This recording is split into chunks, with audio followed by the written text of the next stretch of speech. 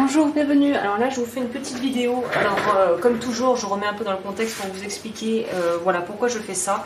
Je fais ça tout simplement parce que c'est, je pense, nécessaire de rappeler ce genre de choses. S'il y a des personnes qui, je ne sais pour quelle raison, atterriraient ici et voilà, auraient besoin d'informations et de pouvoir être, on va dire, en tout cas éclairer du mieux que je puisse à mon niveau, tant mieux. Si vous voulez partager cette vidéo, je ne vous dis pas à chaque fois, mais là vraiment sensibiliser les gens, faites tourner, utilisez les informations que je donne pour pouvoir vous-même les transmettre à des personnes qui seraient dans le besoin. C'est hyper important, tout est dans le titre, vous avez dû le voir. Là j'ai une fiche en fait, parce qu'en fait ce qui m'a poussé à faire ça, c'est que j'ai dû aller chez mon médecin traitant il y a quelques temps, j'ai vu cette fiche et je sais pas, moi ça a fait tilt, donc moi j'écoute mes intuitions quand ça arrive. J'ai pris le machin, j'étais là, tu vas pouvoir l'utiliser pour faire quelque chose, et je me suis dit que c'était une très bonne idée en fait de vidéo pour, là on n'est pas dans la sensibilisation aux violences conjugales, mais ou la violence faite aux femmes, mais plutôt comment faire que faire quand ça nous arrive, et si voilà, que faire. Donc je vous réserverai un peu plus tard, j'ai une autre vidéo avec un article que j'aimerais faire par rapport justement au trauma, au traumatisme, pour vous présenter un peu ce que moi j'ai pu découvrir en recherchant sur le sujet. Donc je vous ferai, parce que c'est lié évidemment quand on passe, voilà, quand on reste, je sais pas, même 2 semaines avec quelqu'un qui nous frappe, ou qu'on passe 15 ans avec quelqu'un qui passe, voilà, qui se sert de nous comme un punching ball de façon régulière, voire hebdomadaire, forcément que ça a un gros impact au niveau non seulement corporel mais psychologique. Donc je ferai une vidéo sur ça un peu plus tard. Là je voulais vraiment vous parler du concret, c'est-à-dire que vu que j'ai envie de dire merci David, ça ne m'est pas arrivé personnellement, je n'aurais jamais pu en fait je n'aurais jamais pu pouvoir donner des infos à des personnes qui subiraient ça, malheureusement, de la violence conjugale ou de s'être fait, voilà, maltraité par un conjoint ou une conjointe si vous êtes un couple homosexuel, ou si voilà, ça peut aussi, voilà, c'est pas parce qu'on est dans un couple homosexuel qu'il n'y a pas de violence conjugale, hein, soyons clairs. Donc voilà, quelle que soit votre situation, si vous vous faites violenter par un membre de votre famille ou par un conjoint ou même un petit ami non officiel, voilà ce qu'on peut faire quand on subit des violences conjugales. Donc déjà, dans ce qu'ils nous disent, et c'est bien de le rappeler, vous n'êtes en rien responsable de ce que vous subissez. Je répète, vous n'êtes en rien responsable de ce que vous subissez, et toute forme de violence est interdite par la loi. Si vous pensez être victime de violence, il est très important d'en parler, de briser le silence. En parler à quelqu'un en qui vous avez confiance, à un professionnel, par exemple votre médecin traitant, ou à une association si vous voulez rechercher dans votre région des associations.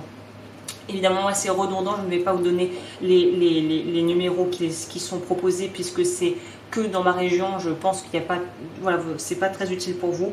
À savoir, si ça vous arrive, on commence par quoi? On commence par on peut appeler SOS Femmes, on peut appeler le planning familial de votre région, et en fait le planning familial va vous permettre de vous donner un référent qui vous sera désigné pour vous aider aussi apparemment à faire vos démarches, et les associations peuvent aussi après vous rediriger vers les bons services pour vous aider, notamment si vous avez des enfants ou qu'il faut absolument quitter le domicile conjugal parce que c'est trop dangereux. S'il y a vraiment une urgence vitale, c'est le 3919, le numéro à contacter d'urgence. Donc je répète, 3919. Pour les urgences générales, c'est le 112, la police le 17, le SAMU le 15. Et si vous avez donc subi des violences physiques, il est très important de faire constater ces violences par un médecin ou un soignant, pour pouvoir en fait après avoir un certificat médical. Même si vous ne souhaitez pas forcément porter plainte, ne passez pas sur cette étape, c'est important d'avoir quand même des traces. Et puis même si un jour finalement vous quittez la personne, vous voulez avoir réparation, vous avez besoin de preuves. Même si maintenant vous vous dites non, vous êtes terrifié, vous allez dire si je fais ça, il va s'en prendre encore plus à moi. Il n'est pas obligé de le savoir, mais au moins si vous finissez par quitter, je vous le souhaite, cette personne, si vous êtes avec quelqu'un qui est dangereux et violent, avoir des preuves légales, ça va vous aider après à pouvoir lancer des poursuites si vous voulez un jour les lancer. On nous dit quoi ensuite? Après avoir fait constater donc les violences chez un médecin qui peut vous donner un certificat médical, on va attaquer pour celles et ceux, hein, parce qu'il y a aussi des hommes qui se font frapper mais on n'en parle jamais. c'est la prise en charge juridique. Alors là, vous avez la possibilité, si vous désirez poursuivre, donc de porter plainte. Donc là, il faut aller soit au commissariat de police, soit à la gendarmerie près de chez vous, ou voilà, en tout cas où vous voulez aller. Là, on nous dit que l'enquête est menée sous le contrôle du procureur de la République. La réception de la plainte ne peut pas vous être refusée. Donc voilà, déjà, on ne peut pas vous empêcher de porter plainte, sachez-le. Donc si on vous dit oh, non, vous vous dites que légalement vous avez des droits et qu'ils n'ont pas le droit de ne pas prendre votre plainte, à la police ou à la gendarmerie. Et si on vous refuse de porter plainte, vous alertez directement le procureur de la République par courrier, donc par courrier écrit. Et là, il faut que vous trouviez celui de votre région. Le procureur de la République, il peut ordonner la comparution immédiate de l'auteur de violence devant le tribunal correctionnel ou sa comparution par procès verbal devant le tribunal correctionnel dans un délai allant de 10 jours à 6 mois. Pendant ce temps, l'auteur présumé de violence peut être placé sous contrôle judiciaire par le juge des libertés de la détention avec une série de mesures de restriction comme l'interdiction de se présenter à votre domicile et d'entrer en relation avec vous, ou il peut être convoqué devant le juge des affaires familiales avec votre accord dans le cadre d'une ordonnance de protection et se voir imposer les mesures indiquées en page de droite. Donc je vous dirai ça après. Après avoir déposé la plainte, le procureur peut soit ouvrir une information auprès du juge d'instruction si les faits sont complexes ou de nature criminelle, soit saisir le juge des enfants s'il estime que les enfants sont en danger, soit faire remettre un téléphone grand danger à la victime de violence lui permettant de contacter directement une plateforme téléphonique dédiée qui assurera sa sécurité.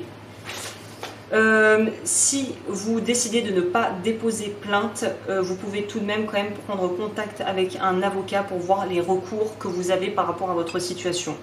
Par rapport à ça, l'avocat, il peut solliciter le juge des affaires aux affaires familiales.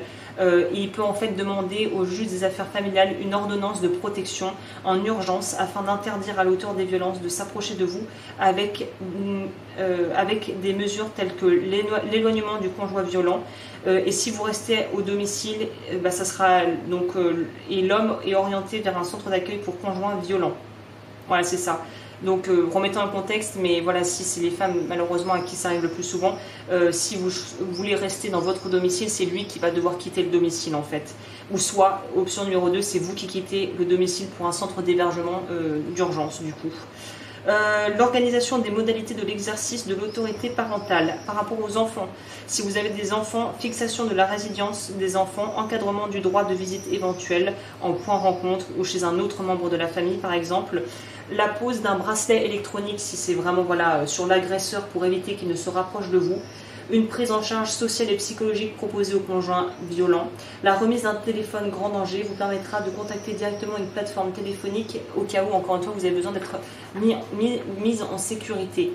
Donc dans tous les cas, même si vous ne portez pas plainte, vraiment je vous le conseille pour avoir entendu pendant longtemps suivi une psychologue américaine qui avait un père en fait qui était avocat, donc du coup elle connaît très bien le droit, en tout cas dans l'état où elle est en Amérique.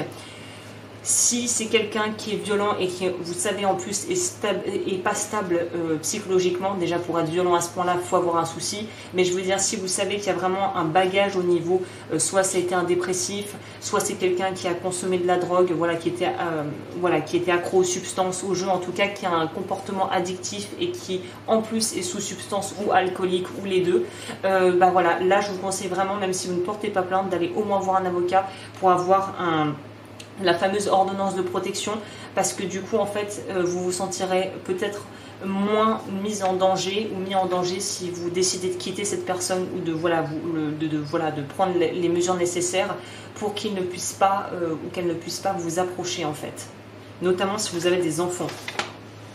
Après, au niveau des hébergements, si c'est vous qui partez finalement et que le conjoint reste ou qu'on ne sait pas, que ça c'est pas possible, il y a des hébergements d'urgence. Alors là, encore une fois, c'est soit vous appelez le SAMU social, soit avec l'avocat que vous verrez, ou si vous allez voir du coup prendre contact avec, comme on disait, soit le SOS Femmes, soit le planning familial. Ils vous aideront dans les démarches. Si en plus vous avez des revenus modérés, il y a CCAS, je crois que ça s'appelle, où vous aurez une assistante sociale d'office qui pourront vous aider pour vous donner, vous aider à vous accompagner pour avoir des ressources au niveau financier. Et je pense que votre référente, votre assistante sociale, comme on dit, vous aidera à faire toutes ces démarches, notamment si voilà, vous ne parlez pas très bien français, que vous avez des limitations de tout ordre, je ne sais pas, que vous avez immigré ou des choses comme ça. L'assistante sociale voilà, pourra vous aider aussi dans ces démarches. Et si vous décidez d'aller voir un avocat, il pourra aussi vous aider. Au niveau donc des hébergements, là il faut que vous vous renseigniez dans votre région ce qui se propose. Et pour la prise en charge médicale, s'il y a vraiment, vous avez eu des grosses blessures, des choses importantes qui ont été comme on dit, voilà, qu'on vous a infligé de gros sévices, quoi, que c'est très important. Forcément, il y a hôpital, clinique, urgence. Et quoi qu'il arrive, si vous êtes blessé, il vous recommande vraiment de demander un certificat médical en fait. Et en cas de souffrance psychologique, évidemment, si vous êtes vraiment très aussi attaqué moralement par tout ça, ce qui est de toute façon plus que probable, on vous propose, voilà, il y a des hôpitaux qui proposent généralement des centres d'écoute. Donc il faut demander peut-être si vous voulez un accompagnement, que vous avez aussi peut-être des moyens limités au niveau financier. Il y a une prise en charge qui peut être faite par certains hôpitaux, des branches de certains hôpitaux. Et il y a des centres d'accueil aussi pour l'aspect psychologique, et je crois que vous pourrez, enfin renseignez-vous, je suis sûre qu'il doit y avoir des psychologues qui sont mis, ah bah oui, voilà, bon, je vous la fais courte, mais aussi là il y a quelqu'un, c'est possible de demander en allant justement au commissariat, je crois, ils ont des psychologues qui font partie du truc, du commissariat, et qui sont faits pour ça en fait, qui peuvent être mandatés, habilités pour vous accompagner dans ça. Donc c'est vrai qu'on ne le dit pas, on ne le sait pas trop, mais la police ils ont des personnes, des psychologues qui bossent avec eux.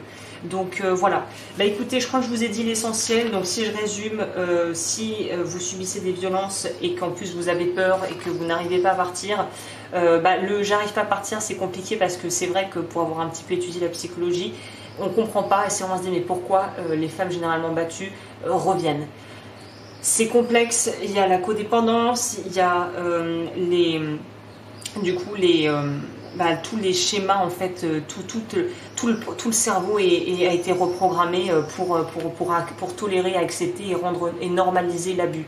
Et en plus, s'il y a des enfants au milieu, il y a beaucoup de facteurs qui peuvent jouer dans le fait qu'on a du mal, que les femmes ont vraiment du mal à vraiment partir. Donc si ça vous arrive et que vous revenez ou que vous m'écoutez, que ça vous est déjà arrivé et que vous avez replongé, ne vous autoflagellez pas. Ça arrive souvent. On dit qu'il faut à peu près, pour quelqu'un qui veut arrêter une drogue et qui s'inscrit aux alcooliques anonymes, apparemment, on a une marge de 5 à 6 rechutes avant de en finir définitivement. Donc j'espère qu'il faudra moins de temps pour ça si vous vous retrouvez là-dedans. Mais en tout cas, si on devait résumer ce qu'il y a à faire, c'est il faut appeler soit SOS Femmes, soit aller directement au planning familial de votre région, leur expliquer votre situation, voir ce qu'ils vous suggèrent, vers quel organisme et association ils vont vous rediriger. Vous appelez le 3919 si vous êtes vraiment en danger, ne réfléchissez pas, faites-le. Et ensuite, vous allez tout de suite aller chez un médecin ou en tout cas un centre hospitalier pour pouvoir constater vos blessures, demander un certificat médical et vous mettre en relation avec un avocat si vous souhaitez porter plainte, et porter évidemment une main courante à la gendarmerie ou au commissariat. Écoutez, je crois que là on a tout. Au moins j'ai essayé de faire synthétique, mais vous avez tout pour les choses d'ordre redirection.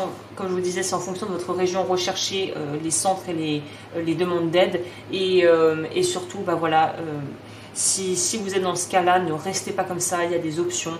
Ne laissez pas la peur complètement vous manger le cerveau. Si vous avez peur de partir parce que vous avez peur des représailles, dites-vous que si justement vous êtes vraiment prêt ou prêt à partir, il n'y aura pas de représailles parce qu'il y aura une ordonnance de protection et que cette personne ne pourra plus vous approcher, en tout cas normalement. Donc n'hésitez pas aussi à vous faire accompagner, demander de l'aide. Il faut en parler, ces choses-là on n'en parle pas, c'est tabou, mais il faut en parler. Il faut commencer à libérer la parole par rapport à ça. Ce n'est pas normal de se faire frapper par quelqu'un qui dit qu'il nous aime. Donc vraiment n'hésitez pas à faire le nécessaire. Sortez-vous de là. Si vous voulez partager cette vidéo, faites-le. Si vous voulez vous aussi pouvoir éduquer les autres, prenez ce que je vous propose. N'hésitez pas à prendre les infos pour pouvoir les utiliser pour vous et pour sensibiliser les gens autour de vous. Et voilà, il y a des recours, il y a des choses qui sont faisables et il ne faut pas hésiter à profiter des bons aspects du coup de notre système de santé, d'accompagnement pour pouvoir vraiment se sortir d'une situation très compliquée comme ça et surtout très dangereuse. C'est-à-dire que si vous dites que vous restez pour vos enfants, quand vous serez 6 pieds sous terre, voilà, vos enfants ils n'auront plus personne.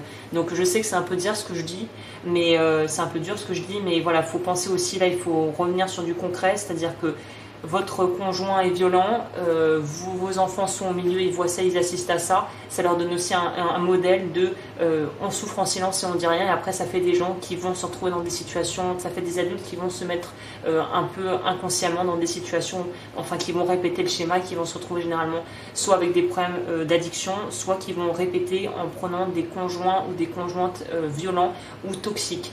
Donc voilà, et vous avez tout à gagner à briser le schéma maintenant. Donc force à vous si c'est votre cas, vraiment faites ce qu'il faut pour vous mettre à l'abri et pour les autres, écoutez, si vous suspectez qu'il y a de la violence, parlez-en, essayez de mettre la personne en confiance et essayez d'avoir des infos et de pouvoir l'aider à sortir de là, déjà en lui permettant d'en parler à la personne. Donc voilà, écoutez, je crois que je vous ai dit ce que j'avais à dire là-dessus, et sur ce j'espère vous retrouver pour des vidéos un petit peu plus réjouissantes, mais bon, ça me paraît d'utilité publique, il faut parler de ça pour les personnes qui sont concernées. Donc voilà, écoutez, je vous laisse, je vous dis à bientôt et je vous retrouve très vite pour de nouvelles vidéos.